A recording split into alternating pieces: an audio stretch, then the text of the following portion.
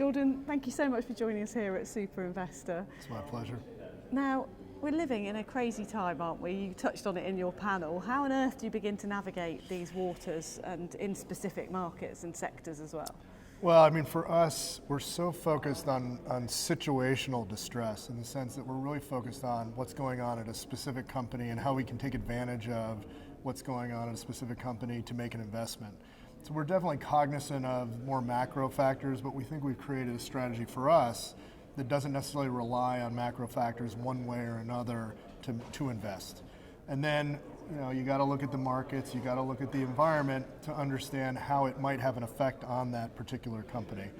But, consistent with the philosophy of Oaktree, we are not in the business of trying to predict the future.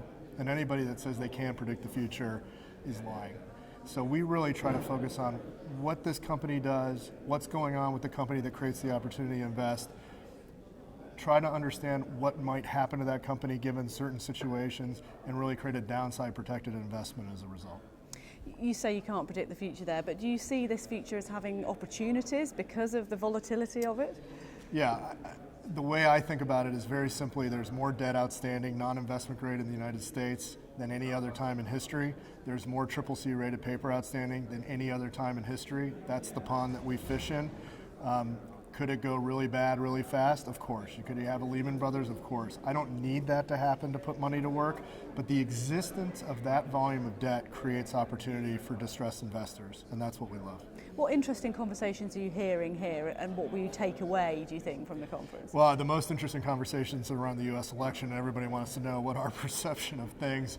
I'm not sure I even want to get into it. It's just amazing that Trump won. I will tell you that the night it appeared that he was going to win and the futures were down 850 points, we arranged a call for our entire team for 6 a.m. in the morning to go, 5:30 a.m. in the morning to go through names.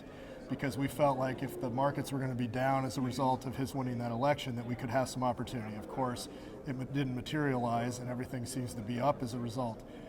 You said the word volatility. I think that's the name of the game. What we have to be able to do is, given that volume of debt, to be able to take advantage of the volatility when it hits and be able to buy when it hits. But the conversations at this conference have all been about the U.S. election. Are you surprised about the reaction of the U.S. markets and what happened that morning? I'm not, because I think ultimately, especially the equity markets in the United States, they really just rely on certainty. They don't like uncertainty.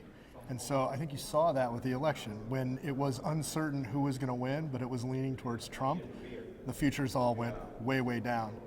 When he won, the futures went up. And that's because the market hates uncertainty. It loves certainty.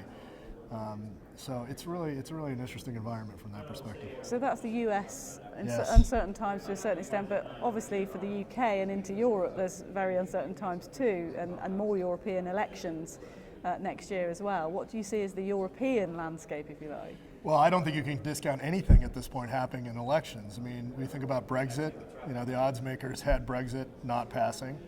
You think about the US election, nobody thought Donald Trump was going to win, other than maybe Donald Trump. So you can't discount anything that's going to happen in the European elections. There's obviously, across US and Western Europe, a feeling of people that are left behind and voting that way. And so, with an anger. And so it'll be interesting to watch what happens in Europe. I don't have as much direct interaction with companies in Europe. My sense is Europe is slow growth and will continue to be slow growth, but there certainly should be opportunities in distress as a result.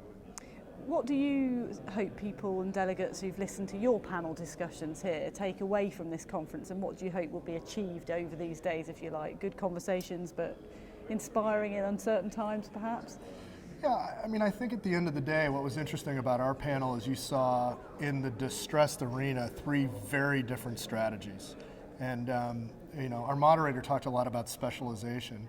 I mean, I think of ourselves as a generic distress strategy, but the reality is we have a very specific thing that we do relative to what Andreas does at Apollo and Till does with the turnaround.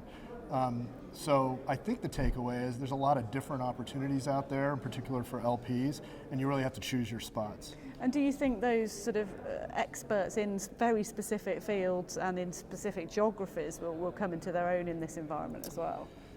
listen, it's about finding opportunity. You got to have a good sourcing mechanism. You got to have a good thesis around what you're doing. And ultimately, it's managers, right? The guys that are smart and day-to-day intensive, trying to find opportunity and then managing a portfolio are the ones that are going to be successful, irrespective of the strategy at the end of the day. Jordon, thank you so much for joining us. My Thanks pleasure. for your thoughts. Thank you.